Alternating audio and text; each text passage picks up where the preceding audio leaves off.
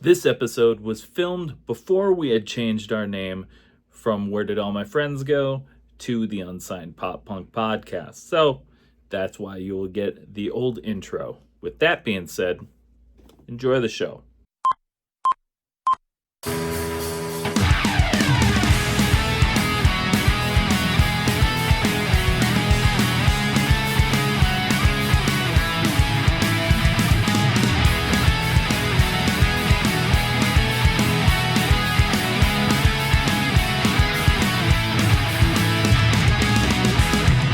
What's up, everybody? Welcome to another episode of Where Did All My Friends Go? Podcast about life in the music industry.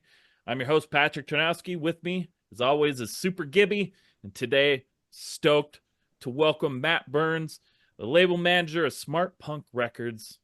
Matt, welcome. Thank you for having me. I'm stoked for this. Yeah, stoked.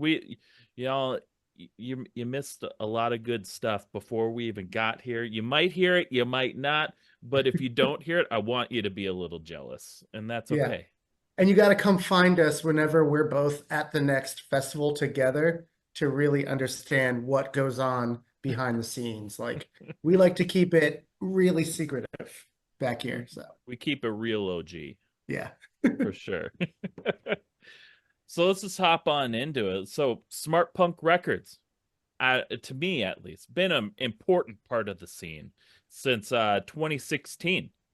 You know, hmm can you tell us a bit about how you got your start with Smart Punk and what you do as a label manager? Sure. Yeah. So I came in a little bit after the inception of Smartpunk Records, which kind of like passed through a couple of ownership hands from its like initial beginnings of like 2000s era Warp Tour. Hmm. But once it became a record label here in Orlando, Florida, I was kind of at the very bottom of the workforce over here. I was working at Starbucks still, and I had some friends who were doing this label thing and online distro, and they were going up to Riot Fest, and they're like, "Hey, you want to come help us sell some records, like jump in the van, Misfits are playing, like all this stuff." And I'm like, yep, I got some PTO. I'll take it. Like jumped in the van less than a week later. I knew half of the crew at that time, and the other half, like I kind of knew from we were playing shows and like other bands and stuff like that. So kind of formal with everyone there. And we just hit it off. It was great. And they kind of offered me a part-time position while we were driving back from Chicago. They're like, Nice. this feels good. Like, do you want to come join us? I was like, well, like in what capacity? Like, what do you want me to do? And they're like, we don't know. I was like, okay, cool. You just feel good near me. Yeah, like you just bring the vibes up, as the kids say. But no, it was, I started doing mail order and like social media and like working on newsletters and stuff of that nature. Um, at the time, it wasn't really a lot of smart punk records like label bands, but we were doing exclusives with other labels. And Yeah. that was kind of like our bread and butter at the beginning. It's like working with Rise and Fearless and Sidewind Dummy and Hopeless and like doing exclusives of their titles, whether it be a new release or reissue. Kind of getting on board in that, which is really awesome. And getting to work with those teams is just like incredible.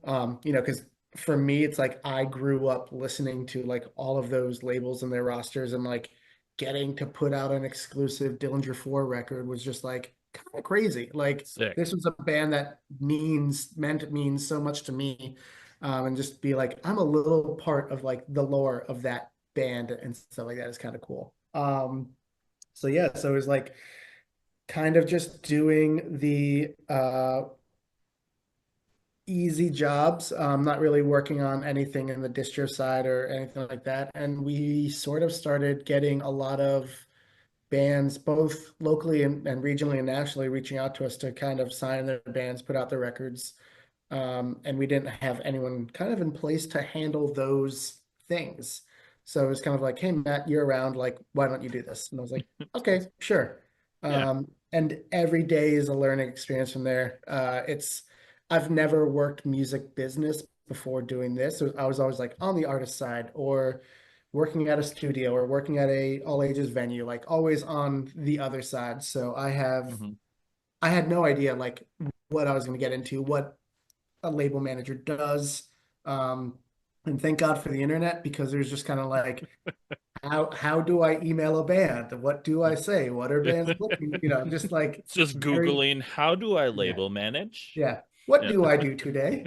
Um, What do now? but it was awesome. I mean, it's really fun. Like everyone's different. So like approaching every band, I try to have a completely, not completely different approach, I should say, but like different ideas of like what we're going to talk about, what these bands are looking for from a label, and kind of how to approach every situation and every kind of rollout differently.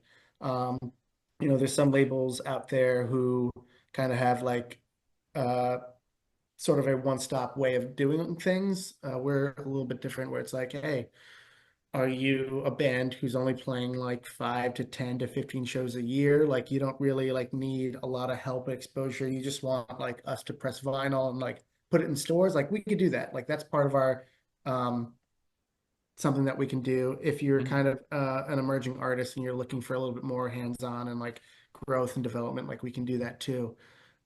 So approaching every conversation differently is super important, and really like listening to where a band is and where they want to be, and kind of like taking their answers and whatever sort of expertise I've gained along the last couple of years of being here and being like, okay, like here's where you are now. You think you're here, but you're really here. Like, let's get Sure. you there, and you can kind of like build it from there on out.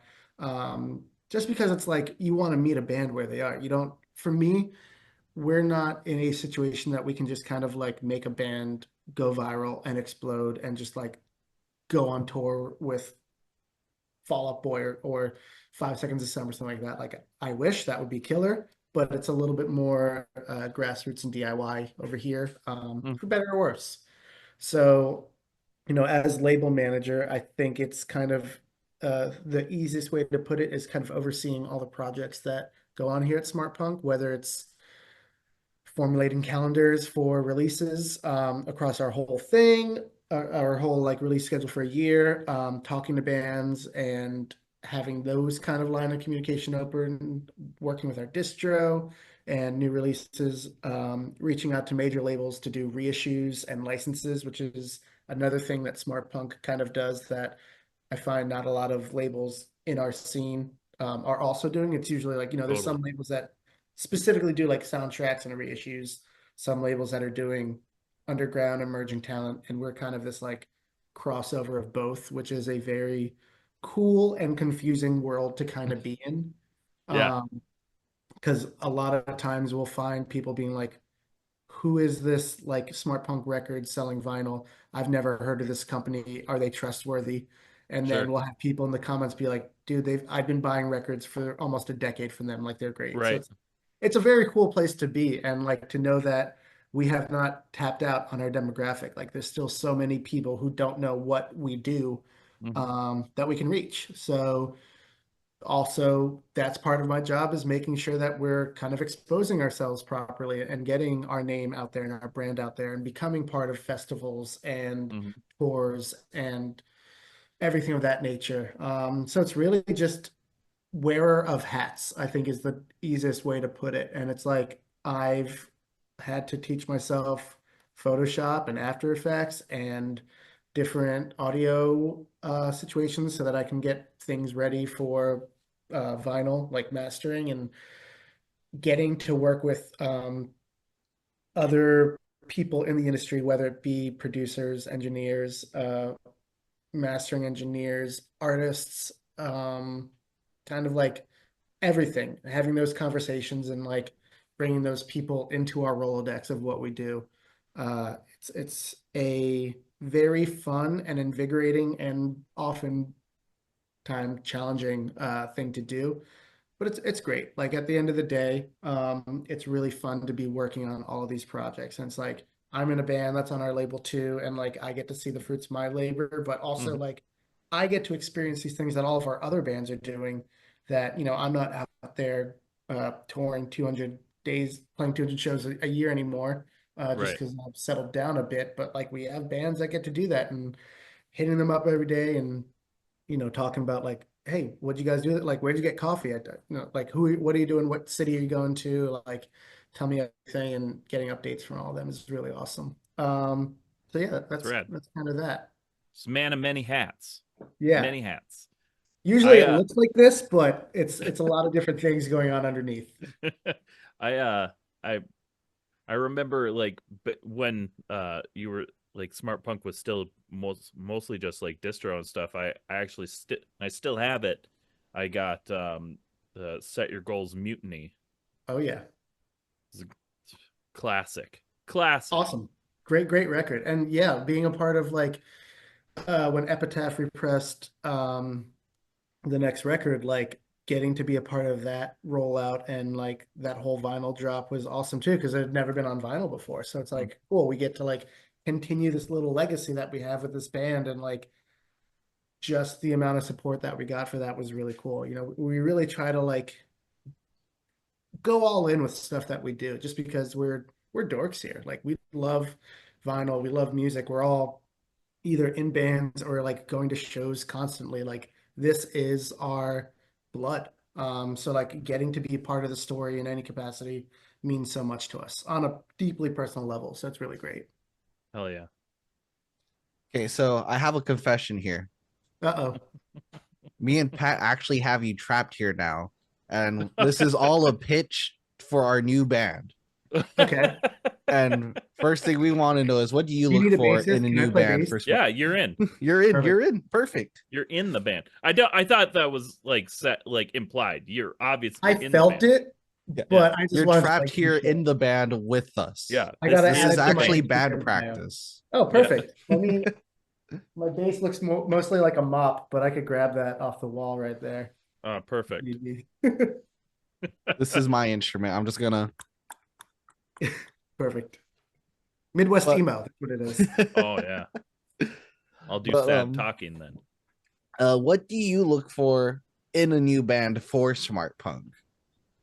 That is a very good question, and I hate to kind of give a very broad answer, but Sure. I think it all comes down to like first and foremost, after like listening to the music and being like, oh, I like this, like what else is going on? Like reaching out to the band and making sure that they're not pieces of shit.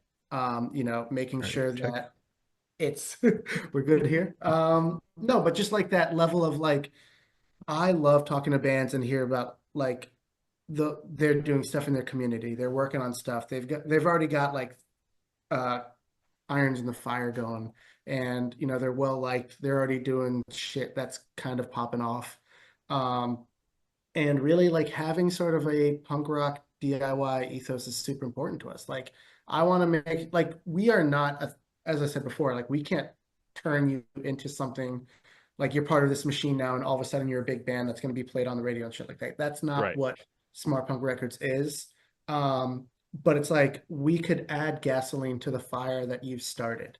And I think that's like a great way to put it, is that we want to see that you're already doing these things. It's like, man, I'm tapped out for like what I could do in my local network. It's like, okay, cool. Well, now here I am from probably a different area than you're from, and I've worked with people all over the country, and it's like, let's see what else we can do. And like, let's try to take what you're doing and bring it to Philly and bring it to Chicago and bring it to OKC and bring it to Texas and like really kind of grow this fire that you've been like nurturing for however long it may be.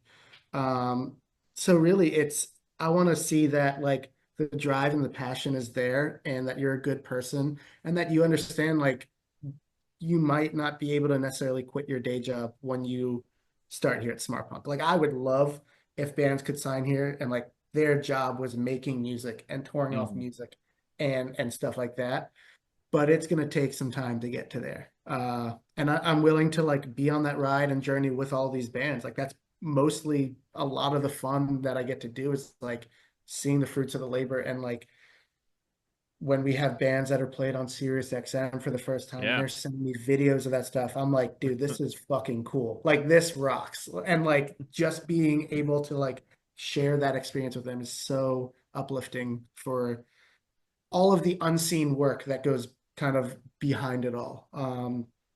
So that's kind of it. Like musically, we have ska bands, we have punk bands, we have Yeah, heavy bands, we have indie bands. Like there's no like smart punk records sound. And I think that is by design. I don't think that we're trying to necessarily pigeonhole what we're doing, but it's more or less like, hey, we want bands that could be put on almost like any festival and it makes sense. Like for you sure. could drop this band at a Riot Fest or at a fest or at a punk rock bowling or at a Lollapalooza. And it's like we have artists that can kind of fit any of those sort of demographics and it doesn't seem strange Yeah, necessarily. But yeah, I mean, I think that's kind of it. for sure. So this is like the same question, but it is different. So, um, because on your website you take like submissions, you take demos and stuff like that. Mhm. And now, obviously, I would assume you get a lot of demos being submitted, and you're gonna have bands that literally are like, well, this is my first time, I just made Yeah. this. I remember like when I was first starting out, I recorded something, I thought I could send it out to a label, I was gonna get, oh, it's made the best thing, but like that's not super realistic. Um but so with that, what would you say are like the most important things bands should have done or be doing before they even think of submitting to record labels? Um, I would say there shouldn't ever be a feeling of it's too early because um we listen to everything. Whether or not we respond to everything is one thing, but we definitely listen to every single email that comes through, except for the ones where bands are not dropping in where we can listen to their music. It's kind of like, hey, check out our music, and that's a submission. And I'm like, okay, I'd love to, but like You didn't I give me I nothing. yeah, I don't have the time to like go into Google, look up your name because you didn't even include your band name, Yeah. find out what band you're in, start reverse engineering. So it's like, I guess it make sure that your submission has everything that you want to be known for. Include any sort of like cool shows or happenings that are going on if you're going on a tour or if you just got off a tour, bands you've played with, like say who you sound like or who your influences are. I think is always a nice thing so I can kind of like wrap my head around what's going on at first because like you might be like, I sound like Cyndi Lauper, and I listen to it. I'm like, you don't sound anything like Cyndi Lauper, but I hear that your songwriting wants to be in that vein. So it's Sure. like, it might be like, we got to get you a producer who knows how to take your acoustic songs and turn them into something like that. And Hmm. maybe that's where the idea comes to fruition. Yeah. So, I think kind of making sure that you're tailoring your email and your submission to whoever it may be. If it's us, if it's Hopeless, if it's XYZ label, whatever. You want to make sure that you're including something that's pertinent to those bands or Hmm. I'm sorry, those labels. Hmm. Especially if it's like, hey, we're friends with this band that's on your label, or we just played this local show with this band that's on your label, and they said to reach out to you. Here's what we're doing. We're going to the studio in 3 months. Here's some demos. And for me, it's like I've recorded the worst music in the world, like Oh, unlistenable shit. That I could when beat it, but yeah, okay. I would love when we're off this, we'll go back and forth and we'll see who can Oh, wear the crown. But it's like finding a diamond in the rough where it's like I hear a song and I'm like, I know maybe sonically like you're singing this chorus flat, but these lyrics are great and that hook is great. And like with the right tools, that's going to be a cool song. And maybe we got Yeah. to like work some stuff out. But like being able to see kind of the full vision on it is sort of like what an A&R person is supposed to do. So Hmm. it's kind of doing all of that stuff and making it as easy for the person that you're trying to show the music to, kind of where you want to exist in this musical world that is kind of oversaturated. Like not in Hmm. a bad way, but there's so much music out there being uploaded every day, Yeah. both independently and through different like labels and conglomerates that it's hard to get seen through it all. Hmm. So like making sure that you can kind of have a good Shark Tank elevator pitch to like sell yourself, I think is super important. I remember hearing a story, and I don't know if this is true or not, but this goes back many, many years, where there's a band called The Warriors who was signed to Eulogy, and like what they did was they sent in kind of their CD and just a note that said, "We're the Warriors. We want you to help us take over the world," or something along those lines. And like that was it. And like for me, the first of all, getting something in the mail is kind of archaic now, but very Yeah. cool in hindsight. Yeah. To just get like a demo CD and like that note kind of makes me be like, okay, well, what the fuck are these guys talking about? Like, I need to see what this is about. So there's things of that nature that like give me a gimmick. Like I love gimmick. I love Weird Al. Like that Yeah. rocks to me. So like if you can come to me with a just a joke or like something serious like, hey, we want to take over the world, that gets me further involved, I think you're already one step further than other bands who are just saying, hey, we're this band from Sacramento, California, here you go. So Yeah. Give something. You got to give something. yeah, you Like gotta even give. even we get like messages and stuff like that, just like, hey, check this out. And then it's like my pet peeve is like the like link trees and stuff like that. It's like, well, just send me like just one link. I don't want to click through a bunch of stuff. Just give me one Right. thing. You know, if And you that's what's really tough. want me to check it out, Yeah, please. it's time is finite, and like I want to invest. Like I'm here doing what I'm doing because I want to know more and I want to hear more.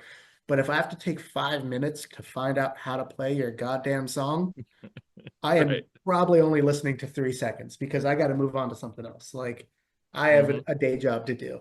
Right. But yeah, I mean, it's like on one hand, I don't want you to bog down my email by uploading WAV files to an email. Like, but you can send a SoundCloud, you could send a Spotify link, you could send Just anything. any one link. Just Yeah, any one link. easy. And Please. you could have, here's our music, here's our Instagram, here's our tour dates. Like Mm-hmm. that's fine. But if it's a click this and you could find out everything about us, it's like, no, like give me, tell me what you want me to know about you. Show Mm-hmm. me where I should be going. I think it's like oftentimes like lead me the horse to water, please. And Yeah. I will drink it, you know? Right. I mean, like I get like link trees are super awesome. That's super helpful, like especially for fans and stuff. It's all in one place. But when you have like 50 people that want you to check out your stuff, it's like I don't have like this takes more time. Right.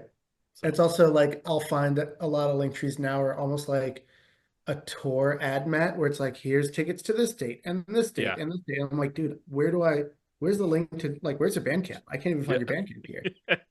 So, right. and I get it. Like as a guy in a band, I want people to come to my show. And Hmm. like you'll hear the music when you're there, but it's like, it's situational. It's tough. It's a Yeah, really hard time to be pitching a band or pitching your artistry and like your music, just because there is no right way and everyone's telling you to do something different. So it's a very convoluted thing. And honestly, there is no right way. Like I'm telling you what I prefer. You're saying what you prefer, and hmm, that's two people part of, a million who have right. ideas and things that they think work. So 100%. So, as a kind of a follow up to this, because I'm just more curious out of this, what is like, say a band wants to pitch to you, what mhm. is a preferred link? Like, would you rather they like upload an album privately to YouTube, send you the link, like a Google Drive link to like an unreleased album, like SoundCloud, like Mhm. something private? Like, how would you prefer it, like it be sent to you, like via email? Um, so depends. If a band's like, hey, we have a record coming out that we've recorded that's not out yet, here it is. Mhm. I kind of like SoundCloud because I could just hit play and it could play the whole record through if I'm like, if that's what I want to do.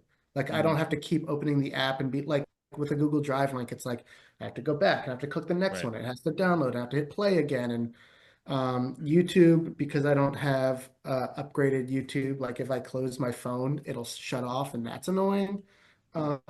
So I do like SoundCloud. I know that the quality isn't the highest on there, but it gets the job done. And there's a lot of things that are kind of in that same realm that can do that. That's kind of what I prefer. If you have stuff that you've recorded already and put it out, like send me your Bandcamp or send me your Spotify, and things of that nature. Or like even a lot of these link in bio places have it so as a user, like when I click something, it goes to my preferred service already. Right. And it knows like I'm going to Apple Music or Deezer or Tidal or whatever it may be. Sure. Um, I have Spotify because I have a family plan and my kids have ruined my Spotify Wrapped with any and everything. So it's easiest for me to kind of use that one. But yeah, I think if it is an unreleased thing, even Bandcamp, you could upload it and you could have a private record that you have different Hmm. like codes and you could share the embed with people. And that works for sending it to people in PR or sending it to managers or booking agents or stuff of like, here's what we've got. You can go, like, if you're on our Bandcamp already, you can listen to what we've done in the past. And that's a great platform as well. So, I think we picked your brain a lot on like the label management, side of things. So let's just chat about some personal stuff. So what yeah. bands or artists like just got you into this scene in the first place? I would say the biggest band that got like my first my first big concert was Blink 182. It was Blink 182, Phoenix TX, Bad Religion. Same. That was yours? Yeah. Dude, I mean, changed my life to like between the fuck on fire behind them, like everything that was going on with the Mark Tom Travis show, like incredible. My older brother took me, um, and it was just awesome. And like it brought me this like joy. Like, of course, I enjoyed the music, but hearing the jokes live and then like seeing everything going on, I was like, I've never experienced this 4D thing happening right now. Seeing Travis Barker just shred on drums as like I must have been like 12, I think, or maybe 13 at the time. Just awesome. So that was like my big band. And I remember the day after I went to see that, I bought the Phoenix TX self-titled record and Bad Religion's New America Yeah. and looked at those liner notes and kind of like dove into it from there. And just that was that was it for me, like game over. On the local-ish side, kind of around the same time, maybe a month or two later, I had gone to see here back in Fort Lauderdale. It was Newfound Glory, Saves the Day, Alkaline Trio, and Face to Face. And Love I Face to bought Face. So it good. was like thinking about that lineup now blows my mind Yeah. to be like, oh, I was just a young kid at this insanely, incredibly like all of those bands are some of the biggest in their genres and so important to so many people. But there were maybe 600 people at the show or something like it was a packed show Hmm. because it was like a newfound hometown show. Hmm. But yeah, it was just like it blows my mind to think about that being like my first small local show. But I bought Through Being Cool on CD because Saves the Day's merch person was like, I went up there, I was like, I had $10. I was like, what CD do I get? And they're like, I'll get this one. Yeah. Listen to it, and like that night, hearing the CD, I was like, all I want to do for the rest of my life is write music and like do what they're doing. And like I put pen to paper that same night. Like I probably was playing the same chords that Rock's Tonic Juice Magic was and like writing my own lyrics and just like ripping it off entirely. But that was like my first dip into like songwriting. Dude, So that album, Through Being Cool, like for real, that was like the first time I realized that you didn't have to rhyme right. in. It's like you're telling stories and it Yeah, like, because he's just talking. yeah, talking with melody and it's Yeah. like so visual and it's like it's deep and it's angry but it's catchy. It's I mean that record has everything. Like I'm getting goosebumps like talking about it. But yeah, that record was super influential to me early on. And yeah, just like after doing that, I started like signing up for street teams and I started going to local, like my parents let me go to local shows when I was like 12 and 13.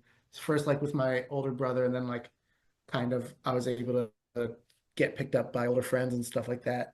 Um, but yeah, seeing like bands like Poison the Well early on, and bands Wild. like Against All Authority, like a lot of cool shit just at small punk clubs where like, getting introduced into hardcore and seeing people kick the shit out of each other and then like embrace each other, and like knowing like that is a dynamic that exists, that is like okay and accepted, and like that's how they do things, and like going to ska shows and seeing like what that's all about, and just kind of embracing everything. I was such a sponge as like a 12, 13-year old that was like, if there is like a guitar in it, I'm attracted to it. I was like just as into, System of a Down and Papa Roach and Linkin Park as I was like Less Than Jake and Good Charlotte, Mess, stuff of that. Like whatever was coming at me, it was just like all of it was great. And I do think all of it like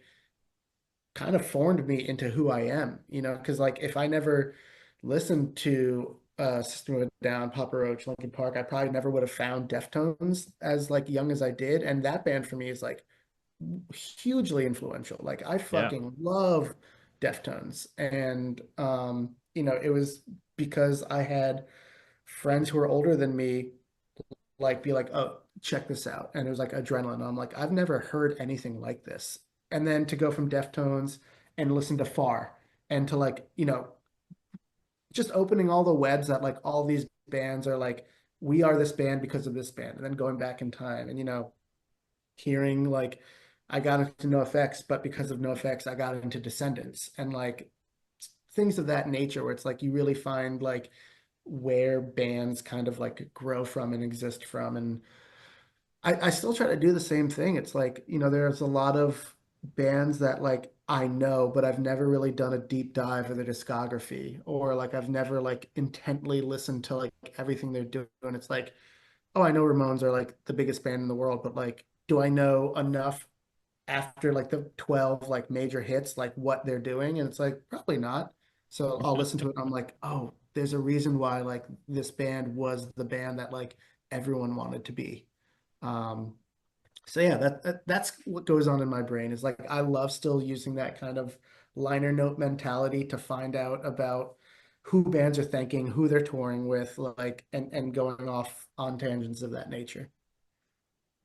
Love it. Yeah, we've gone down a lot of the same music path, I think. Yeah, I was listening to us like I feel like I've heard Pat tell these same exact stories almost. Yeah. I mean that's what it was. Like it was at the blossoming stage of the internet. Like the internet was becoming a useful tool that like a late elementary into middle school kid could like use, and downloading songs off Napster that you think are newfound glory, but it's really the Smoking Popes, and you don't know that until 15 years later when you actually put on a Smoking Pope CD and you're like, what the fuck? I know that song from like my childhood. Like I didn't know that Hmm. that's who this was. Oh yeah. Dude, So Napster was awesome for finding stuff though. just weird. And I mean, what a cool like marketing trick to be, you know, if you're MXPX and you have your Blue Moon cover song and you're like, oh, this is actually Blink 182 doing it. Like, I don't think that was the intent that happened there, but that was my discovery of MXPX was it was a Blink 182 covering Blue Moon.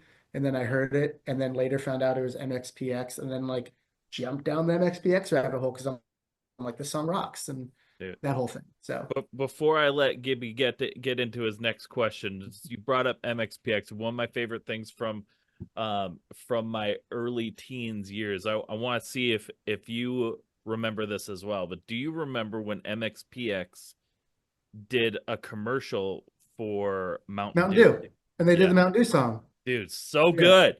Mountain Dew on my brain and on my mind, Mountain Dew in Yep, my hand, and I'm feeling fine. I think was like yep, the hook of that. yep. Huge. Like what an insane. I remember uh when I was I think first started at Starbucks and they were selling Jones soda there. There's an MXPX like Jones soda. And I was 18, this was 2006, and I was just like, whoa, like this band like made it. Like they really like the Mountain Dew thing already happened, but now they're on a Jones soda and like just crazy stuff like that. Yeah. I used to remember sitting there like with my boombox, listening to the radio, hoping to catch the commercial and hit And hit, record yep, quick. absolutely. Yeah. I remember burning not to incriminate myself, but burning CDs back in the day. It's like, I have 45 seconds left on this 70-minute CD. I'm putting that MXPX Mountain Dew song at the end of it. And like, there it is. You know what I mean? Like, I need Oh to yeah. use up as much of the 70 minutes as I can. And hopefully I 100%. don't get that error. Yep. 100%. Awesome. So funny. I don't know many people that know that remember that MXPX Mountain Dew song. So We gotta stick together. We gotta tell the kids all about it. They don't know. I think the first time I heard about it was on this podcast because of Pat bringing it up. That's I so was funny. like, what? And I had to Yeah. like look it up like right then and there. I was like totally ignoring whatever was going on in the podcast. I was like, what Mountain Dew song? I What? haven't thought about that in probably 10 to 15 years. Like, that commercial has to be on YouTube, right? it's not. Like, I mean, maybe it That's is. fucked up. Like the last time we looked for it, we could not find it.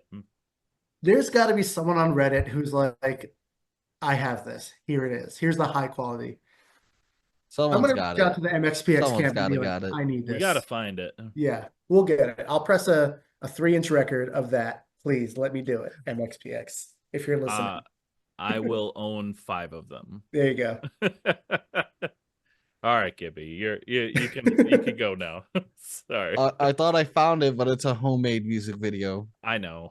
I've found that one a bunch. It's annoying. Rude. I'm gonna go down this rabbit hole today before I go back to sleep. All right. When you find it, you send it to me and Matt. And Yeah, please. I'd Yes. love to share it. So, other than your new band, Super Burnski, which is what I called our band, Love it. you're Super also in Burn- I another love band that. called The Depth Neglector. Dead Neglector. Yeah. You've put out your album Dirty Water, and then you were also on the Blink 182 Go, and like, or you also covered Blink 182's Go for the Untitled compilation, Mhm. as told by Smartpunk and Friends. Do you have any new music at the works right now? So yeah, we I just put in everything for our new record, which is going to be called Kinda Rips. Nice. And it's kind of a, we've traditionally been more of the political kind of skate punk band, but this one kind of touches a little bit more on mental health and parenthood and kind of societal things that are kind of just going on, as I'm sure we all know. And still political, but it touches on a couple of other things as well. And yeah, that will be, I think we're going to be getting some new music pretty soon. And I think the record's going to be out in April. So, uh, you know, January or February, I want to say we'll start dropping some songs. Heck yeah. Super excited about it. Yeah, we recorded everything for the last through Dirty Water, the Blink comp, a couple others cover songs that we've done. And this new record we recorded ourselves with our buddy Ian here in Orlando, and we've had other people like mix it, master it, everything like that. So it's really cool to be part of that whole process, to be like, it's a blessing and a curse to have as much time as you need in a studio, because you can get it as right as you want it to be, but then you can also be like, oh shit, I could do it better. I could do it better. Right. Or I just rewrote this part. Like, oh man, like I know this is what we've had, but like here's something new. And we definitely got to a point where it's like, we need to stop like trying to change this stuff and just put this record out. Otherwise, it'll be our Chinese democracy and no one will care. But yeah, we've got everything going. It's I love it. It's really cool. It's catchier. It's more aggressive. There's some kind of sad stuff, some silly stuff. We're kind of just like threw a lot at the wall, and hopefully people find something that sticks. Okay, well, everyone needs to know though, Matt, in your opinion, does it kind of rip? It definitely rips. And there's a lot of flack when we came up with that album title. It was kind of just like a throwaway thing. And when it was said, I was like, oh, that's like, this was when we recorded. I was like, that's it. That's the name of the record. And they're like, what? I'm like, it's tongue in cheek. Like, it's, we are pretty good at our instruments. Like, it's not just like straight up 4-chord pop punk. Like, there's some intricate stuff going on. Like, it's a fun, silly kind of thing, and I think that's kind of how we want our band to be perceived as well. Um, it very much kind of in the same like mentality of the Descendants or Dickies, like Vandals, where it's like jokey but still serious and Mhm. kind of punk rock, and it's all of its nature. And I was kind of like, yeah, that's it. And they're like, no. And I'm like, no, that's it. Like, I'm going to keep suggesting this and I'm going to grind it into you until everyone says yes. And eventually everyone did. We did a Dare rip shirt where it's DEBT and it says Neglector and it says kind of rips underneath it. And once we printed that shirt, I was like, okay, it's decided. Like, this is the album title that we're putting out next. So, I love it. yeah, it's a fun. I'll send that to you guys so we could Hell have yeah. more inside joke things together that the Yes. general audience doesn't get to hear. That honestly makes me think of so my band had done something similar, except I was the one that did not want to name it that. Um I don't remember, we weren't even trying to come up with a band name, but we're just trying to figure we were just talking about stuff, and I was just kind of like I was just talking. I was like, well, I don't know, we just need to kind of just try hard forever. And so they're like, that's it. That's the name of the album. I'm like, what? What is? And they're like, try hard forever. I'm like, I love it. I I, actually love all right. that. Yeah. I'm like, all right, I guess. And, it wore on me, and that's, it's been years now. So that's what it's named. I feel like when you start thinking too hard about it, it loses like what it's supposed to be. And we kind of do the same thing with like song titles. And I go back to like Hmm. Fall Out Boy, where it's here's just a paragraph as a song title. I'm like, Hmm. that's silly. That's fun. It's like this might have something to do with the song, but it's not pulling from the lyric necessarily. It's just like here's an added thing. And Those were, those are the best. Those are yeah, the, I love those. that's Like, your aim away message, like just the song title, and it's three mhm. sentences long, just stuff of that nature. I think it's Just the really dumb cool. the dumb puns, Hmm. those were the best. Like, my favorite song title I ever came up with is A Game, bring your A game to a B movie. Just Love it. dumb, but it's just I just love those pun titles. Does that like tell us that we're of an era that is just like stuck? Because like that's probably also the name of like three bands, like easy core kind of like stuff. Like, is that what we're stuck in? Are we stuck in that bottle? Yeah, Yeah, probably. I'm fine with it. it's I a just want great to make bottle. sure. Yeah, Yeah, we got a cool pirate ship in our bottle. We're good. beautiful. That's all we need. Yeah. All right, we got one more question before we go to our quick break. If Cool. we've done a lot. You've already done a lot of giving us advice and being inspiring, but we're gonna ask one more of you. If you could Yeah. give our listeners a piece of advice that you know now that you wish you knew when you were first starting your musical journey, what would it be? Um, I think the thing that I kind of try to remind all of my bands and even myself often is that even baby steps is still movement.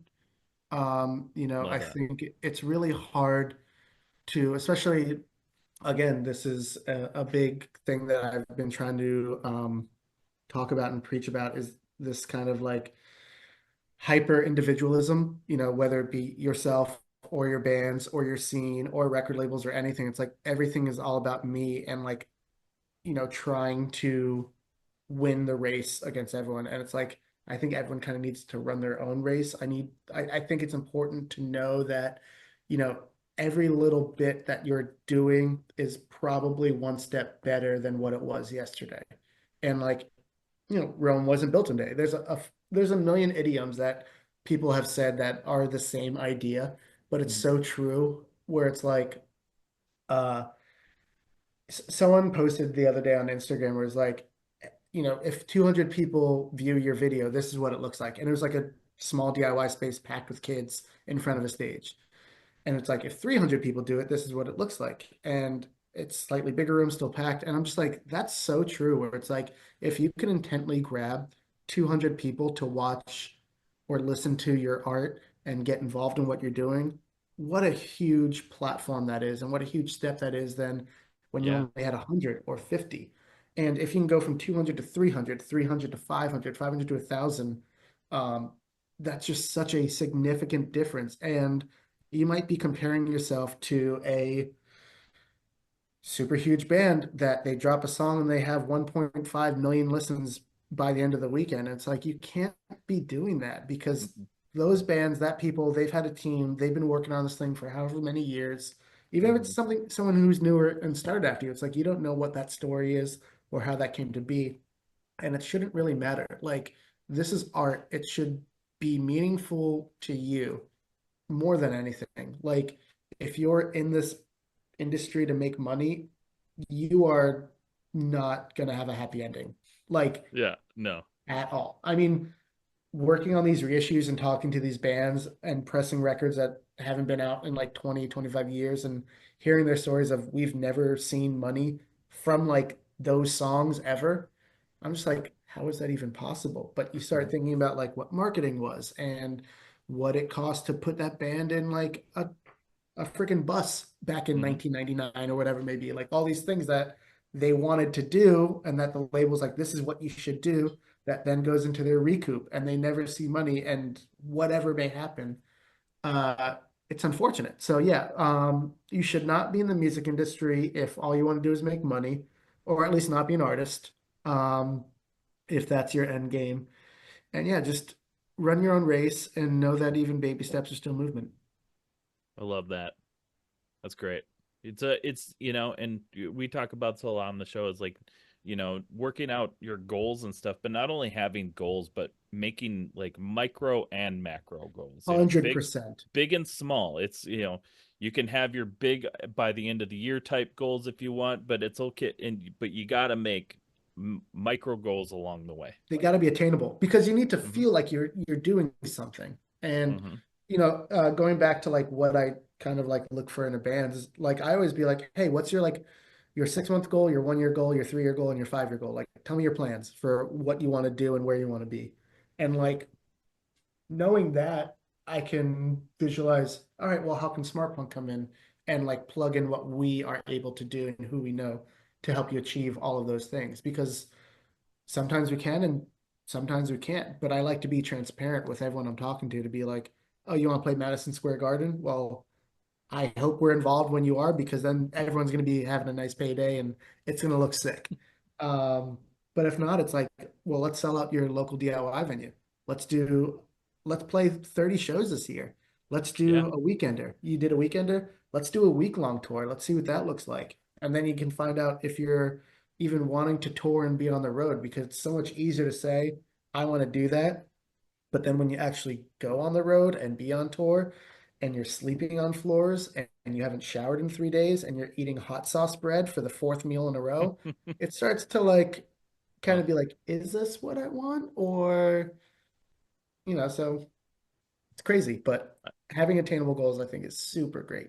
I never did the hot sauce bread, but I definitely used to make a what we called a smack ramowich, so it would Ooh, just be um ramen noodles, but then you would put it in bread so you'd eat it like a sandwich just for substance. yeah. Hot sauce And bread is a You Blew It tour item where I believe it was just hot sauce on bread and they'd put it in their dashboard so it'd get a little bit warm and mm, then you just eat it. So I learned that one along the way. there you go. Well, on that note, we're going to take a quick break. We'll be right back with our next segment. We've now partnered with Open Your Ears Records to help bring even more new artists to your attention. Open Your Ears Records is an amazing independent record label out of Richmond, Virginia. They've got a killer lineup of up and coming bands and artists. This week, we want to talk to you about Denver, Colorado alt rock indie band called Elektric Animals. Last year, they released a phenomenal EP called A Bear and the Bull. And on January 31st, they just released a B-side from that EP called I Think So. I Think So was co-written by Lincoln Parrish, original guitar player of Cage the Elephant. Elektric Animals has been featured on Shameless, The Good Doctor, and MTV's Teen Mom. So clearly, you can't go wrong. What you're hearing right now is a sample of the track. So if it's up your alley, go stream the hell out of it right now. Thank you so much to Open Your Ears Records for sponsoring this episode. Today's episode is sponsored by Chattanooga Beard Company. Are you looking for a quality company to help sexify your beard? Turn it up to 11? Take it to a whole new level? I have tried lots of other products over the many years it's taken to grow these luscious face locks. And then I tried Chattanooga Beard Company, and I kid you not, it changed my beard's life. Their products are made from quality ingredients like sweet almond oil, jojoba oil, coconut oil, beeswax, lanolin, and shea butter. I have at home their shampoo and their conditioner, 2 different scented beard balms, 1838, which is wood, amber, and grapefruit, and churchwarden, which is pipe tobacco and wild cherries, and freedom. I also have 2 of their beard oils, Clean Slate, which is bergamot and lime, and Iron Forged, which smells like coffee and chocolate, and you just want to eat it. My wife loves the smell of their Clean Slate oil. It's been a game changer. You don't have to take my word for it, because who am I other than the lovely looking man with this lovely looking beard? Try it for yourself. Just go to www.chattanoogabeard.co and snag any of these products or one of their other many scents and styles. And as a bonus, if you use our code Unsigned Pop Punk at checkout, you're going to get 15% off your order. So if you love your beard, or you love someone with a beard, try out Chattanooga Beard Company. You won't be mad you did. And we're back. Thanks so much for sticking through those awesome sponsors that you should 100% have gone to by now. Because you're gonna love it. I promise you. But now it's time for everybody's favorite segment, the food for thought segment. You know, you listen for the music, you stay for the food. You know, 100%. you're clamoring for this moment. I've always So, said that too. So yeah. So, Matt, we first met, back at Four Chord Music Festival in PA. So with that being said, mhm. Smartpunk is clearly no stranger to fests and being on the road. What is your favorite road snack and Oh, beverage that keeps you going on those long drives? that is incredible. I think my favorite road snack is, and I'm gonna segment this into something a little bit later, but Okay. finding like random bags of chips and getting Okay. just random bag of chips and just seeing what's out there. Um, because you never know what sort of gas station in the middle of like Idaho will have. Uh, Probably have Lay's and Doritos and everything like that. But like, That's no what else fun. do they have? Yeah. That's we all know what a Dorito tastes like. We all know what a potato chip tastes like, and they're great. I love them. But what else do they have? So I would say for sure that, and then my drink gotta have a. I'm a 2 to 3 beverage kind of guy. At any given time. So always starting with a water. Okay. And I would say if I'm doing an overnight drive, it would be a the white can of Monster Zero, whatever that like weird lemon Yep. lime-ish Yeah, flavor the thing. textured can. Yeah. Yep. That or man, uh I love a Diet Coke. I do. I love a Diet Cherry Coke. I would say a Diet Wild Cherry Pepsi over I Diet Cherry got Coke. I got wild cherry Pepsi zero. See? Yeah, Love it. that absolutely. I think the cherry flavored Pepsi product is better than the cherry flavored Coke product. I agree. Almost Yeah. everything, like a vanilla Coke, I think is better than vanilla Pepsi. So, Hmm. um, No, 100%. I Yeah. think that's where I'm going. And like, I love a Topo Chico. I love anything that's like so spicy it hurts to drink is like my big go-to. Did you ever try the Flamin' Hot Mountain Dew? I did not. This is the first I'm hearing of it. I did have the Coke Zero Oreo beverage a That couple was How weeks was rough. ago. that? That was rough. I love the drink. Like I Really? am all about the drink. The Oreo flavored, the Coke flavored Oreo, I was not into. The drink was better than the Oreo, but like it took me a little bit to get through that that bottle. It took a few sips for me for my brain to be like, this is what I'm tasting. And then once I Hmm. was able to do it, I was like, oh, this is incredible. It Because it's had like it seriously had that Oreo aftertaste. that like chocolate, like it's not chocolate, it's like Hmm. powdered chocolate, Yeah. whatever that is, it has that, and it's also like a hint of vanilla Coke. And I'm like, I loved it. I could bury me in a vat of that, and I'll be very happy. Okay. Whether I come back as something else or like there's an afterlife, whatever it may be, like that moment of no existential dread in this pool of Oreo Coke Zero is going to be the best moment of my life. So that's going to be your like forever searching. Since it's gone now, that's you're going to be forever I think searching, so. right? That's my white whale. My white whale is the it's the what was it? The Peeps flavored Oreo. That's my white whale. Oh no, I did not like that. Oh my I don't like gosh. Peeps. Ugh, You like I don't like Peeps? Peeps. Dude, I don't love Peeps either, but there was something special about that Oreo. Not into the tiramisu Oreo, I think is like next level incredible. Hmm, never tried it. I I do I love haven't love that. tried that one. I love I that Oreo is doing like this whole like we've got I don't know cake pop flavored today, and I'm like, yeah. yep, I'm in it. Let's go. No, I do that. Like if there's a new Oreo, I want to try it. If there's a new Mountain Dew, I want to try that every Absolutely. time. Well, now I need to try Flamin' Hot Mountain Dew. Was it good? It That's a no. That's a it no. no. So it kind of just like it tasted like regular Mountain Dew, honestly, but then it had like this weird like spicy like like kick at the back end. Was it There was like cayenne pepper-ish, yeah. or was it like okay? It like it wasn't spicy. It was more like it makes you want to cough. I don't know how to explain it because it like it didn't taste spicy. It reminded me of this old like super old energy drink that um called it was no, it was Balls? a drink. It was no, it was an No. energy drink, okay? Not a drug, but it was called cocaine. And Interesting. yeah, and it was spicy. It had that like makes you want to cough after you take a sip, drink Okay. it.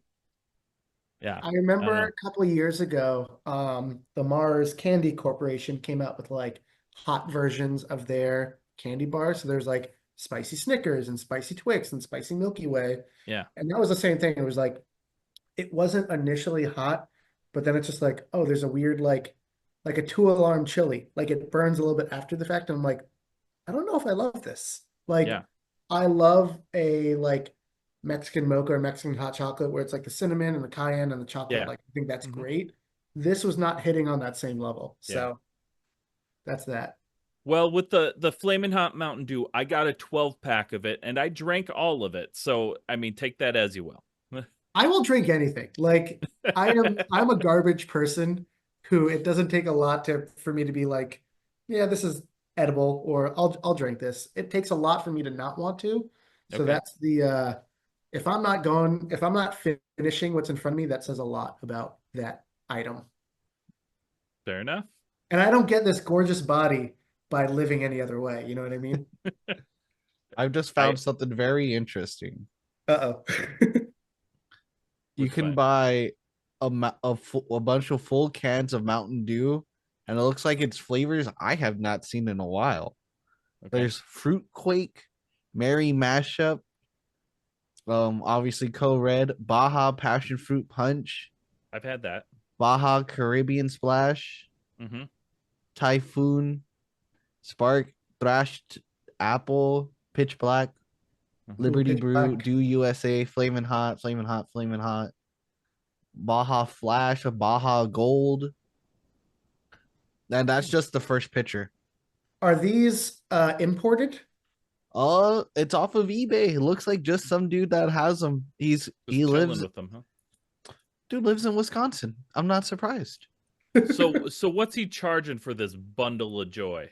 $1,850. Fuck him. But you get Baja Blast hot sauce. You get Ooh, Dew Shine.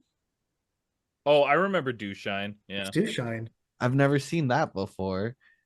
Mountain Is it a Dew White drink? Label, Mountain Dew Black Label, Mountain Dew The Dark Knight Rises. Whoa. Dang. Mountain Dew from when the original Star Wars came back in theaters, mid 90s, aged like a Feels fine like wine. it with all these like retro cans I'm seeing. The actual Mountains Dew. Correct. Yeah. There's like bottle Mountain Dew, Mm-hmm. Mountain Dude. Yeah. Mountain Dude. He found like the fucking Adam and Eve porno Mountain Nude. Ooh, This the is fruits kinda of our crazy. labor, if you will. I ain't Yeah. gonna lie. I've been like staring at this like this. There's a lot of stuff in here. It's like I haven't even been paying attention for the past 10 minutes. Yeah.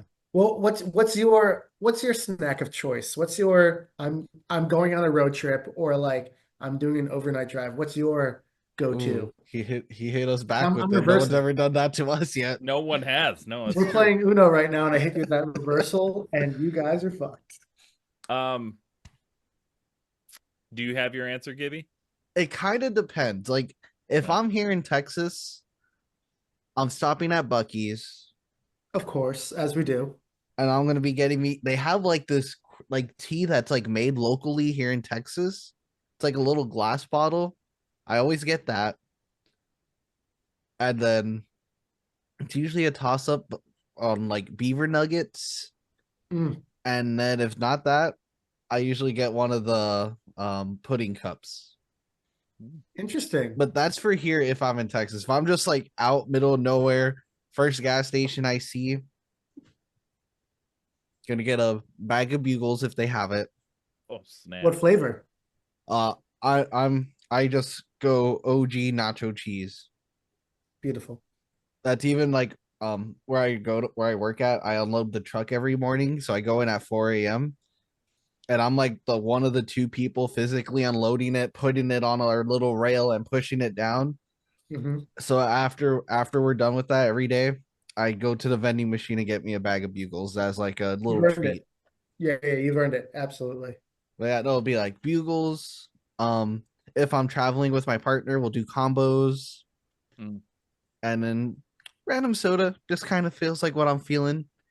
Yeah. Typically, I mostly drink a lot of tea, Cool. but I'm a big Mountain Dew person, so Mhm. I will always go grab some Mountain Dew. Yeah, yeah. Do you Mine's think we've also. been ingrained to love Mountain Dew because of their connection with like music and like same with Taco Bell? Do you think it's like because they were always around like Warped Tour and things of that nature? It's like, oh yeah, Mountain Dew is like, I think it's a mixture of that and like video games. Yeah. Like, yeah, because same idea. it's like the music and video game culture has always had Mountain Dew, Monster, and like fucking Cheetos. Doritos, yeah, Yeah. just Like, the best food for you. yeah. Pizza, tacos. And man, You're never Taco gonna Bell. have lettuce sponsor a video game like tournament. But you know what? Maybe they're missing out. That's an untapped market for lettuce. Maybe I should talk to Big Lettuce about sponsoring the next like esports thing. Just Todd's Farm. Sponsored by Todd's Farm. I'm sure they have a lot of money over there. It'll be great. Yeah, I'll bet. All right, Pat, what about you? I'm kind of the same. It's the same sort of thing to where it's like it depends on it depends on my mood a little bit. So I have options. If I don't want an energy drink, which I often do, it'll probably be some sort of Mountain Dew Zero, like a Baja Blast or Hmm. something. But I'm a big fan of Major Melon. I Ooh, love me some Major Melon, okay. like Mountain Dew Major Melon. Yeah. Otherwise, if I'm feeling energy drink bougie and I have the money, I'll go for a a red Sour Patch Kid Ghost. Okay. That's my jam. Was it delicious? Um, for snacks, I love chips. I'm a big, if I can get an all dressed, I'm gonna get an all dressed. Mm. Uh, I think probably one of the superior flavors. Um, I do like a good pizza combo. That's if I've got the money for that. Typically, also on late night drives, if I've stopped at a holiday or something like that, I'm gonna get one of those 3 pack of cookies, because Oh it's like yeah. three for $5 or something like that. And get some cookies. I do Those are love same with like random chips. I also love like random like pastries. I'm a mm, big same. random pastry kind of guy. I like pastries a lot. I'm gonna I'm gonna drop this in the chat um so that you guys could see it, but no one else can unless Okay, we decide to open the vault. okay. But this is the spreadsheet that my friend Dom and I have made for our chip day. Um, Ooh. and chip day Yeah, is tell us about Chip Day. chip day, as told by this book here, with Matt and Dom present chip day. That's It awesome. I is love that. any, any day that me and Dom are in office, or if we're both like traveling and on the road, like or like on tour, and we meet up together. Which the first time that happened was the four chord that we were at. Hmm. We'll have chip day on tour, but yeah, we just get a bag of chips and we rate it on everything from the chip bag appearance, the chip flavor, the chip texture, and creativity. And I think this is a little sneak peek to season 3, but we're going to start doing rebuyability because some of Okay. these chips are like crazy and cool and like creative goes a long way. But I will probably not be buying. There was a Dorito that was like pineapple something salsa, like Yeah, I crazy. just saw that as spicy pineapple jalapeno Yeah. for Doritos. And the bag is incredible. Like that Never scored a even heard perfect. of it. Yeah, it scored perfectly for Bag of Us. The flavor, it hit pineapple, it hit jalapeno, like it was everything. I probably never need to try that chip again in my life, though. So Dang. it all It goes into the sounded ranking so for me. good. Yeah. But the book has kind of all of these where you get to talk about it, leave some notes, give it an overall score. And our scoring system is 3 to 13 because no chip is ever 0. Okay. I love that. That's chip day. I love that. That is This super cool. I was how do we about to get ask like what the rating system was because I was Yeah. like, I see a lot of tens. Yeah. how do we get 10. involved in this? You know what? I'll talk to my people. We'll send some care packages out. We'll see what's up.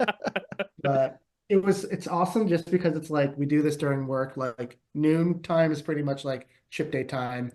We get whoever's like on the floor to come taste these chips. And Dom and I, our scores are the only ones that matter. But we do Okay. like to include everybody to talk about it, which seems a little bit mean, but it is what it is. We're the ones who are Okay. buying the chips, so it's okay. Hmm. But it's just fun to like bring in wacky flavors. Like anytime he's touring overseas, he'll bring some stuff back. Um, we had some friends who just like went to Egypt for a wedding and they brought all like 10 bags of chips back. So all awesome stuff. So Just if I want to submit a chip to Chip Day, ooh, submissions. That's opening a whole new thing. Yeah. So, because I was going through this though, and so like, have you? I don't see any all dressed. Have you had an all We've dressed done a yet? couple of all, so there's a Okay. tab for season 1 and a tab for Oh, season okay. 2 on the bottom. I think we've done 2 different all dressed oh, I see chips. that. Okay. I want to say we've done the Ruffles all dressed. Uh, which are great, incredible Yeah. chip. Mhm. And there was someone else who did an all dressed. Let me see if it's in here. Let's see. There's that's Lay's Ruffles, and then Wrap Snacks kind of had an all dressed chip that Okay. was not. Spoiler alert: the Wrap Snacks, their texture is not that great. Sure. So Yeah, I um, got some recently. I was like, wasn't it I want to didn't hit. love. I want to love them. Like Me I love too. the packaging. The Yeah. idea was so sick. Um, but they're just like a little bit soft. Like we love a crunchy chip here at Chip Day. Like we love Yeah. it kettle cooked. We want it to have like that crunch lasting. The Wrap Snacks fall a little flat on that. Um, So what is your, I mean, I can look through here, but what is the the number highest one rated chip? chip. Yeah. What's your So number one? um, there is a grocery store called Publix that Yeah. originated here in Florida. They Mm-hmm. just started doing their own branded chips. Mm-hmm. They have a jalapeno pepper, like stuffed jalapeno pepper, like jalapeno popper flavored chip. And that Mm-hmm. shit was unreal. Like you taste the sweetness and the spiciness from the pepper. You get like this cream cheese taste. It was just Man. like you get a little bit of this like breading kind of thing. It was wacky. And I was like, we took the chip bite and we looked at each other. It's like, how are they doing this? So the bag was cool. The crunch is great because I think it was kettle cooked. Flavor was great. Creativity, we're like, we've never had a jalapeno popper chip. Like, wow. Um, Important to note, it's got to be a chip. It can't be a crisp. It can't be a puffed snack. Okay. Um, but sometimes we do have not chip days where we invite people to bring in their favorite snack of choice. So we'll do popcorn, Cheetos, all the flavors of Cheetos, Funyuns. We'll have dip day, which is another chip day Ooh, spinoff, usually before the Super Bowl, where everyone kind of brings in their chips and dip of choice. We like to keep Okay. it fun here in the office. That sounds like it. I love this. Yeah. This I'm all right. I gotta stop just going through it. I'll yeah, go through it I'm later. so mesmerized by this. I keep I'm scrolling. enthralled. I'm enthralled with this. Everyone's Um, been like, why don't you make this like, why don't you do like a series? Like, why don't you go on Instagram? Why don't you go on TikTok? And I'm like, I don't want it to ruin the pure joy that Chip Day brings me. Like, I don't want to try to monetize it. this is And for this is me you. saying it December 16th, 2024. I'm allowed to change my mind if someone gives me an offer. I could Sure sell can. out, you I can know, sell out. it's fine. When Um, first we feast comes calling. You're Absolutely. answering. You're Absolutely. answering. The Hot Ones Chip Day mashup that nobody knew they needed Yep. is imminent. It's going to be great. We've been talking about going to Wrap Snacks and being like, why don't we do rock snacks? And we could have Fred Durst hot dog flavored chip. Just, Mm. just some things. We're thinking about things. I like Always, this. Always always trying thinking. to, always. At Smartpunk, we're always thinking. That's the tagline. That's where I end it all. That's the mic drop We're moment. always thinking. So sorry to bring um, food for thought into like a little tangent, but I just need No, No, no. This I this is what food for thought needed. yes. perfect. Love it. I'm gonna make a copy of this and steal this whole format for myself Yeah. now. You start monetizing it. Just give me a thanks in the liner notes, and I'll be like, you know what? It's all worth it. I I'll just I just want to find new chips to eat now. That's where we're at. Is like we've gotten everything from like our grocery store and like local gas Tony, stations. let me know. I'll start hitting up some small gas stations. But like, oh, this looks interesting. We'll start mailing Put them them in a out. little box and mail them to We're gonna y'all. we're gonna start a Chip Day Cash App where we'll just put money into that and then start sending it out to people to like us over their chips. Just ship us some chips. Yeah. Shipyourchips.com is what we're gonna buy next. Ship your You chips. better get on it. You better get on it I know. before this When does this podcast goes air? out. When does this air? I need to find out. It's a So, good question. but ship your chips is good. That's Ship good. Shipyourchips.com. I you. love that. That's genius. Oh yeah. All right. What next we got on food for thought? All right, Gibby. All right. So Pat says it's a Reddit game. It's not really a Reddit game. I kind of just look up So this article is called 14 Iconic Foods You Need to Try the Next Time You're in Orlando. Oh, okay. I'm Do I just need to gonna come pick like up? a handful of them, and I'm gonna have you power rank them. Oh shit. I hope I've had all these. I'll feel really embarrassed if I haven't. Don't worry, I I've eaten try to pick like a what lot of seems like places, the but most common one. okay. I try to make it so it's like there's like stuff on here that I'm like, because usually sometimes they give me some things and I'm like, I don't know if this is like very, very much like a hidden thing. But Yeah. there's also, Right. I was going through this list with Pat. This kind of seems like almost all very common foods. Yeah. I feel like we just got a Portillo's not that long ago, and if Portillo's is on this list, I'm like, come on, man. Like that's not Orlando food. Like I love Right. it, sure, but not here. All right, so I'm gonna give you 5 items. You're gonna power rank them, and you can't change your answer. Okay. What's the highest? Is it like a one It's through gonna go five? 1 to 5. So 1 being the best, 5 being the worst. Got it. We'll start off with something easy. Key lime pie. Oh shit, I love key lime pie. Does it say where it's from or Um, just that I have to have I it? will give you this little description. When Okay. visiting the Florida Keys, key lime pie is a must, but it's also a must for anyone visiting Orlando too. This has become somewhat of the unofficial dessert of Florida. It's easy to see why. While many places try to imitate it, no one quite serves it up as Florida does, and Orlando doesn't have an actual place. Just Okay. as So Because we're I feel like basically anywhere your favorite is. yeah, yeah. I'm gonna have to look. It's not a food that I need. It's a food that is after the food I need. So I can't rank it higher than a two. But I think I also want to leave room. So I'm gonna put it at three. But I Okay. love key lime pie. Dude, same. same key lime pie is so good. So good. Next time we're all together, we're Key gonna lime take pie. chip day, but it's gonna be key lime pie day. So bring your favorite key lime pie. All right, I'm in. let's see. So also there's like one on here. I was like, I'm not gonna mention this. I'm just gonna. It's not on the. It's not gonna be part of your power ranking. Okay. But one of the things on this list is anything with lemons or oranges. I That's like a just what lot it of things says. with lemons and oranges. Yeah, me too. I was just like, Anything. it literally Okay. just says anything with. It does specifically say Meyer lemons or oranges, but Okay.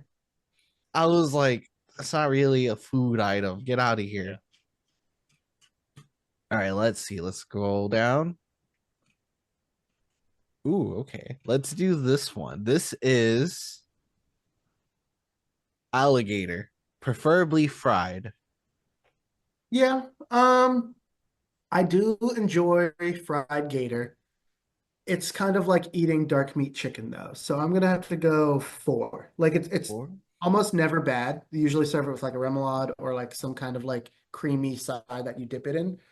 But it's just a fried fun thing to eat, I think. Fried There's goodie. huh? Instead of fried goodie. Yeah, absolutely. This spot in Gainesville called Boca Fiesta has some really good fried gator that they'll put in like a burrito or on a bowl. Anytime we go to Fest, I I'm eating there at least twice in the weekend that we're there, and one of the times I'm definitely getting the fried gator. So I'm gonna go four. Not that it's bad. It's no key lime pie, so but it is it's good. so key lime pie at 3, fried gator at 4. Yeah. I know. I'm gonna horribly butcher this first word. Mikosuki fry bread. I have no idea what that is. Oh, So it's apparently just um fry bread is bread made by the native Mikosuki tribes who lived in the Everglades. Okay. People can find I guess I'm probably mispronouncing it. Mikosuki fry bread at the Mikosuki village. The village is near the Everglades National Park, close to This Shark Valley Visitor Center. I have no idea what this is. Does it It look looks good? really good. I mean, yeah, it looks great. I'm gonna give that a two. I'm gonna give this I off see of looks. some, just off of looks alone. Yeah, one of these has like a strawberry like compote on top that looks great, Yeah. Yeah. but it looks just like fried like an elephant ear or Yeah. something of that kind of nature. I love it. Fry bread's delicious. I've Yeah, never had that fry bread, but I've had funnel fry cake. bread. I love funnel cake. Come on. Yeah. Yeah, that's what I thought of. I was Can't like, go this wrong. kind of reminds me of funnel cake. I hope that no one gets upset at me for saying that it looks like funnel cake and they're like, you're whitewashing our food. And I'm like, Dole Whip. oh my God, Dole Whip. Number one, Number easily. he raised his hand for that. He was I know it's praising Dole Whip. going against what I said about desserts before, but Dole Whip is incredible. And it's vegan. But it is just like there's different flavors. Dole Whip. I can't say enough good things about Dole Whip. You can mix it with vanilla ice cream. You could add alcohol to it. Like, oh, it's versatile. It's Dole Whip. Very Yeah. versatile. Yeah. Number one. Number With a one. bullet. Oh, perfect. So All right. you know what? I like you. You're great. You're really cool. So I'll let you change this if you feel like you need to. Okay, deal. But if right now, Uh-oh. as it stands, this would be number 5, Yeah. and it's the classic Cuban sandwich. I also really enjoy a Cuban sandwich. I would say there's a lot of places that are butchering it. It is not my favorite of Cuban food, but it's a very easy kind of grab and go thing. So I think 5 is a good place for it to be. If I had to rank it as the best Cuban sandwich I've ever had, it'd probably be a 2. But I think 5 is safe. 5 There's is a a lot safe, just normal, Cuban. like walking in, getting a Cuban sandwich anywhere. It's a 5. Huh. Well, I didn't see I him would say raising his Cuban. hand for no Cuban sandwich. Oh yeah, True. Cuban coffee, I think, is better than a Cuban sandwich. When you have a good Cuban coffee, like authentic, there's nothing like that. It's fucking awesome. I love it. So that's it. That's what I'm gonna say. Those are your power rankings. That That's was my beautiful. power ranking. So Perfect. other things on the list I didn't read was like fresh stone crab, good. conch, Expensive. Mm-hmm. grouper. All we're known for is seafood down here, I guess. Yeah, snapper, oysters, Red snapper. Florida Yeah. strawberries. Florida strawberries are Anything good. with anything oranges or lemons. Anything with I saw that, I was like, that's just a filler. Yeah, it's like you just didn't even fucking try. Yeah. Key I'm West surprised pink that shrimp. Publix wasn't on that list. Like, I feel like a Publix sub is so like anytime I have friends on tour come through, they're always talking about like a pub sub. And for me, it's like I've known that my whole life. It's just kind of like normal. But then when I do go somewhere and I have like, especially like a grocery store or something like that, and I have a sandwich, I'm like, oh yeah, I see now why this like fried chicken tender pub sub is superior than this ham and cheese thing or whatever. So I get it now. But yeah, I'm surprised Publix wasn't on there. Yeah, and then kumquats was on here. That's just an orange. That's a Yeah, type of orange. Get out of That's here. an orange. Get out of here. Yeah, That's a List. little baby Get out of here, orange. list. Yeah, I was like kumquats, Florida strawberries, Just not even trying. oranges, and lemons. Tell I me was this like, Reddit person. I'm gonna go kick their ass. I'm gonna give them some I'll real- send you the. I have the name of the person who wrote this article. Yeah, their It ass is links to grass. their stuff. Write I them don't in trust them. like go old school and write them an angry letter. Oh, in the mail, like send Yeah. it out. Yeah. They're gonna be. It's You're just an gonna be here from. embarrassment. This was updated April 1st, 2023. Just Kinda all it's recent. just you're an embarrassment. Yeah. Matt You're an Burns, embarrassment. smart punk. Don't That you is the forget link it. to the article or the little list. Beautiful. The listicle. I love it. All right. This is our last food for thought question. I'm pretty sure I know what the answer should be after this long conversation, but you answer it however you're going to answer it. All right. If Smartpunk was a potato, what kind of potato would it be?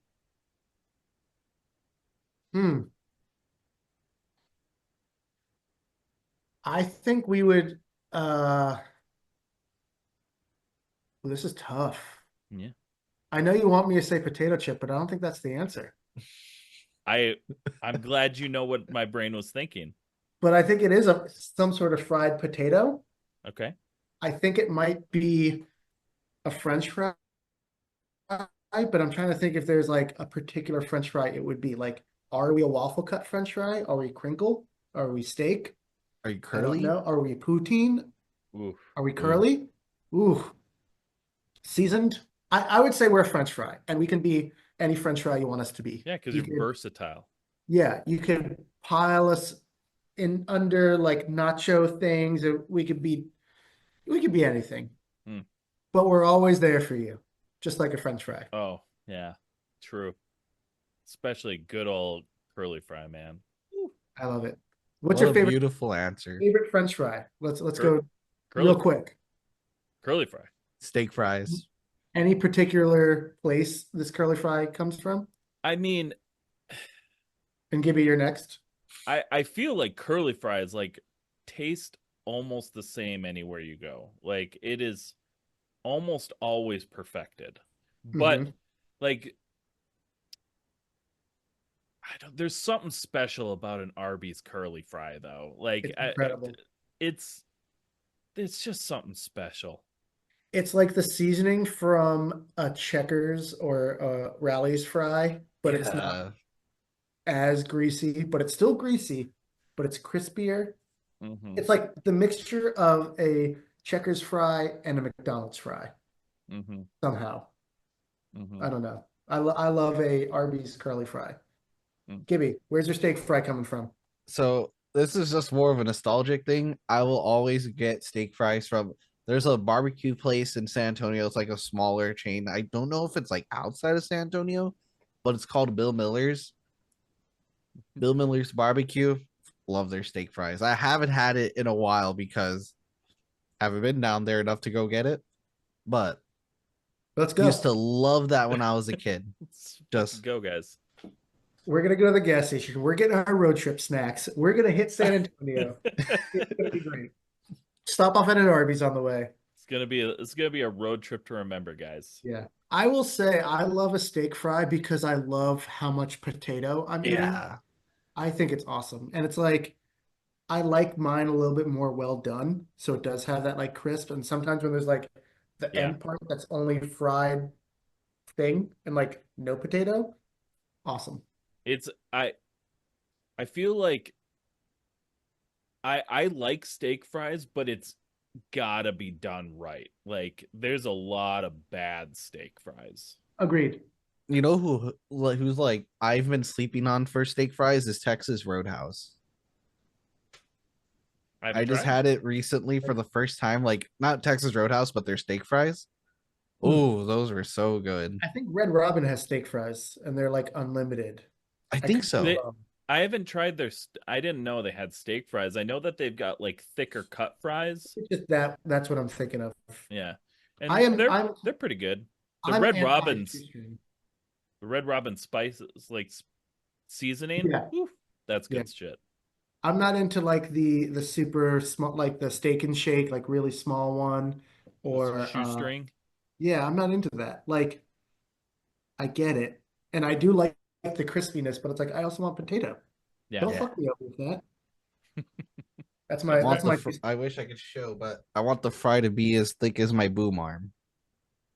Let me see. Ah, like That's just your this. computer. Oh, Oh, okay. okay. This is Is how I that like my like fries. You like your fries like just like a potato. half inch by basically. half inch? Half inch by half inch. The size of my thumb. Sure. Fair. That's fair. Right. Yeah. Yeah. All right. That's the end of food for thought question. Now all we got left is our rapid fire question segment. Friendships will be tested. Rapid fire questions. You're just going to speak from the heart. You're going to shoot from the hip. Wherever the first Got thing it. that pops into your mind is, even if it's not one of the two options I give you, you go for it. Okay.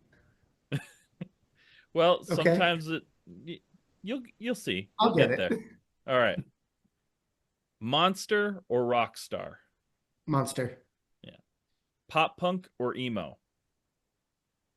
Both. Taylor Swift or John Mayer? Taylor Swift. Yeah. Skinny jeans or baggy pants? Skinny jeans. Disney Plus or Netflix? Disney Plus. Stuffed crust or deep dish pizza? Deep dish. Uh, hold on.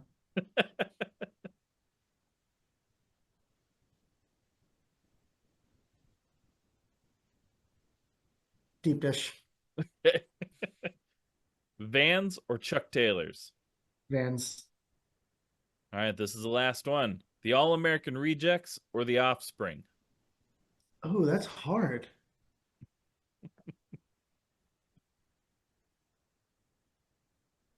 I think I'm gonna go Offspring because I think without Offspring there might not be an All-American Rejects. I think that's fair. That's a fair That is very assessment. fair. Offspring was also in the original Idle Hands movie, so I got to give him extra points for At being 100%. Yeah. 100%. Also, Tom DeLonge. also Tom DeLonge. Very quick. Mm-hmm. I was thinking like I saw that Finn Wolfhard is going to be co-writing the new Idle Hands that they're going to be doing, and I'm wondering if it's they're like gonna redo it, huh? I think look, I think it'll be good. I just want them to make a new movie instead No. of just like instead of remaking every movie. I know. It's hard though, but I think it's more I think it's less like we're gonna remake it and more like let's take that idea and just like zhuzh it up a little bit. Like make it for 2025 or 2026, whenever it may come out. We'll Um, see. We'll see what which they is can do. I fine. mean, Look, Seth Green, Devon incredible. Sawa, Jessica Alba, everyone yeah, in that movie, first incredible. role. Yeah, everything about that movie is perfect. That is a top 10 movie for me. Um, but I'm excited to see where it turns out. I'm wondering like, are they gonna have a band playing at this like prom again? And who is like the new version of the Offspring? Are they gonna Marsh. have like It'll be Marshmallow, no, Lil Uzi Vert. no, it's gotta like Well, it's got to be something good, but I'm not. like We'll see. it's because I'm thinking like Offspring in that era, they were already huge. Yeah. You know what I mean? Like is it gonna be like a Fall Out Boy? Are they the ones that are gonna do it? Yeah, that'd be Maybe. Ooh. sweet. That'd be sweet. I'm cool with that. Like Missed opportunity if they don't bring Tom DeLonge back working the fast food direct- drive-through. I agree. I want to see Pete Wentz's head get like Yeah, what happened to next like that happens to Pete. I think that would be fun. it would I be. think he'd be into it. I Finn think so. Wolfhard, Finn Wolfhard, call my people. We'll have a good chat. And I mean, I could get behind Finn Wolfhard. I like him. He's a good actor. It's just, I just want to see him make a new movie. That's it. And, That's my 10 cents. But I'll watch it. So I'll watch anything. I'm gonna I'll watch watch it. anything and everything. Yeah. But I agree. But I do think it's like, okay, well, if they're gonna make like this a new movie that's gonna go in theaters and it's gonna be like backed by this like punk alternative rock soundtrack, I think we're missing that. I think there's a lot to be Yeah. said of like I'll watch that. soundtracks from the 90s that Mhm. and like TV show and movie in like early 2000s that's Well, yeah. not prevalent anymore. So When was the last time you like sought out buying a soundtrack? Because I remember I used to buy soundtracks. always. Yeah, I mean, Oh, yeah. unless it's like somebody putting out the Orange County soundtrack or something like that, it's like nothing new really. Mhm. It's tough because like I miss the days when soundtracks were like, here's like a B-side from a band Yeah. that like you can't get anywhere. My favorite song by Green Day is from the Angus soundtrack, Angus which I soundtrack. still have. Favorite Green Day song, favorite Goo Goo Doll song. Like Yeah. Rob Cavallo did that whole soundtrack, and then you could tell it's like very well thought out of like here's what like Ash is great. Ash. Oh Metal yeah. Crash Kung too is Fu. like Mm. yeah. So I mean, it made that movie, and it Mhm. feels very 1994 or 95. You know, like Same thing. Weezer was on that one. Yeah. Empire Records. The Damn the Man, Save the Empire. Mallrats soundtrack with Suzanne. Like that is my favorite Weezer song of all time. Same. Yeah. Perfect song. Yeah. Soundtracks. That's Bring what it I want to back. get into. I want somebody to like say, "Hey Matt, you're a cool guy. Why don't you like help cure A&R this soundtrack?" And I'll be like, "Thank you. This has been my calling since I first saw Can't Hardly Wait, and this is all I've ever wanted to do." So I seek out Empire Records. That'll be the first one. I think that's the one you could get. all right, we'll I have see. faith in We'll you. see what's up. I have faith in you. All Thank right. you. Awesome. But that's it, Matt. You did it. You finished the podcast. All right. Everybody knows, but now's your chance. Let everybody know what you got going on, where they can find you. What's next? Follow us on socials. We have everything usually at Smartpunk or at Smartpunk Records. Smartpunk.com will take you to everything that we can kind of do, whether it's our label, our online store, or merchandise manufacturing. We kind of do it all. Yeah, be good and rock on. Be good. ET said it best, right? There you Be go. good. All right. There you go. Awesome. Well, Matt, thanks so much for hanging out with us today. This has been fucking awesome. And all you listening, thanks for being here. And it's been another episode of Where Did All My Friends Go? We'll see you on Monday. Thank you so much for checking out the show. Please hit that like, subscribe, or follow button so you never miss an episode. And thank you to those who already are. Please rate and review the show to help the show be found by new people. And if you're in the position to help us grow, head on over to our website where you can find merch, our Patreon, and other ways that you can help at www.unsignedpoppunk.com. Let us know in the comments who else you'd like to see on the show and what other content you would like to see. Thank you so much for spending your time with us.